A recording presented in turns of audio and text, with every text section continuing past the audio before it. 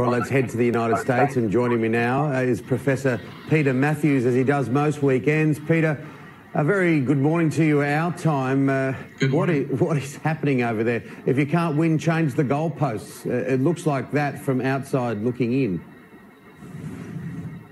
You mean in terms of the election itself? Oh, absolutely. Look, the story has ramped up this week about questioning what's happening with the mailing system, the ballot system. Yes. Yes, indeed. It's very unfortunate that there's so much of doubt being sown by the president's side, mainly about the results of the election. Very destabilizing when they asked him, would you accept the results of the election? And he says, well, I don't know. I'm not sure. We'll have to wait and see. We'll have to wait and see. That was his response. And that has never been said by any candidate for office, presidential office, before. It throws doubt in the whole system. And yet there shouldn't be doubt, because mail-in ballots have been used in several states very successfully for 10 years or more. And there's something like a 0.027 rate of any kind of malfeasance with mail-in ballots. Very, very, very tiny.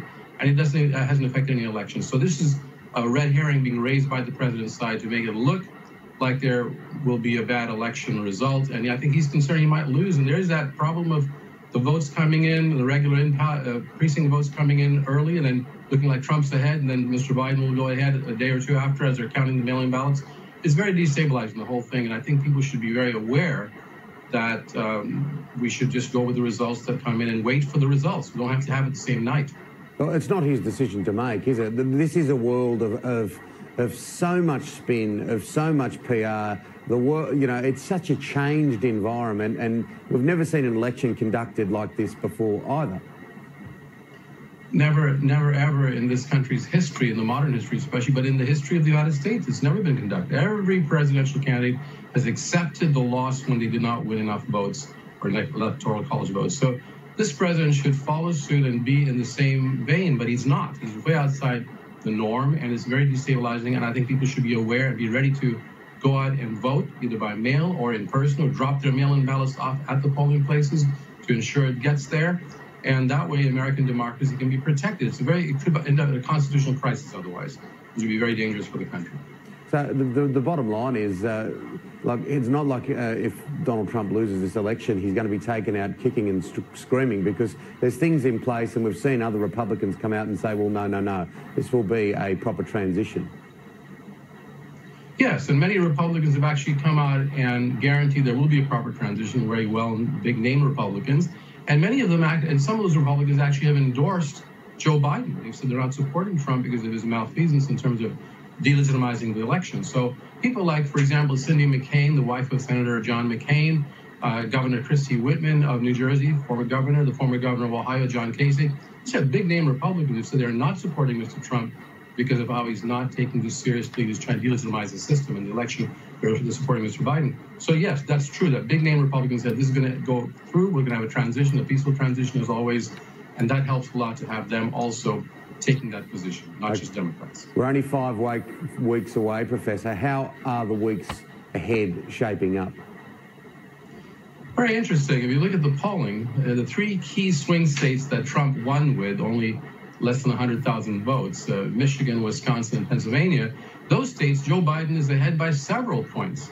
He's ahead by 6 or 7 points in some of those states, and 4 or 5 points in others.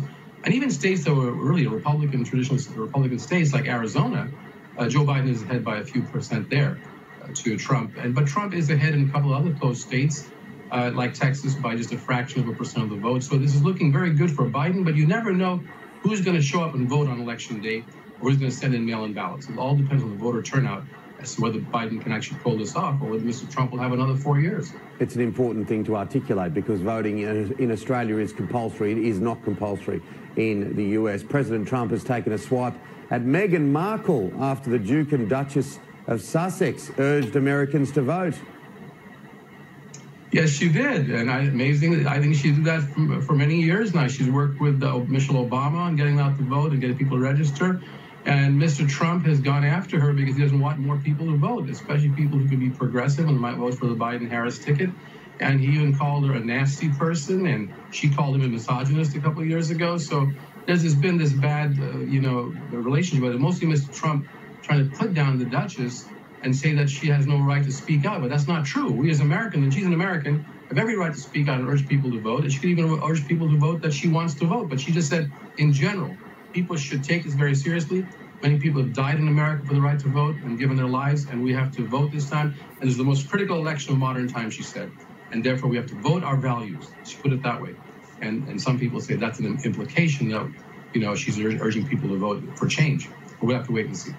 A big part of the rhetoric this week has been that over 100 million vaccines will be produced by the end of the year. By April, every American will have it. What is your view of the COVID situation in the US at the minute? I mean, there are some phase 3 trials going on right now with a couple of the pharmaceutical companies, and they're looking pretty promising. But it's a lot of vaccines that are needed. I mean, you're looking at hundreds of millions that are needed, and to get them by April to every single American will be a big challenge. I was going to say perhaps the middle of next summer, but the president is pushing very hard to get it out there. He wants to actually get it done by November so he can have the vaccine as a political ploy to be able to get more votes to say, look, I accomplished this. Operation Warp Speed, as he called it. So this is a very dangerous situation to push the research too fast, the testing too fast. It has to be done very carefully, in a very measured manner, and I think the U.S. government scientists are saying, Mr. Trump, be careful about pushing it too fast. And so I don't know when it's exactly going to be ready. No one really knows, but it's probably at least April or so of next year, or just beyond that, actually. Just finally, is this the most, just on a personal level, is this the most unsettled time you can remember? It really is, Tim, and I've been around for quite a few decades now, and I don't remember any other time in America that was this unsettled and unpredictable and danger-laden. Even when I was in college in the 1970s during the Vietnam era, and many of us took part in trying to bring the end of that war that was not just in our view, we didn't have this kind of feeling that the entire system could crumble and that we could be at the precipice of a civil conflict because of this polarization that's mostly been caused by the president, in my view, and his minions who really want to win at all costs. We haven't had this type of possible constitutional crisis ever, even with Richard Nixon and Watergate. Nixon was willing to go ahead and resign when he saw the writing on the wall. Every president has been able to comply with the law in that sense. This is the only one that is challenging it, and it's very unsettling. It really is.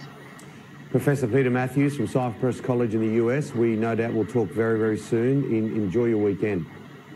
Thank you. You too, Tim. Coming up.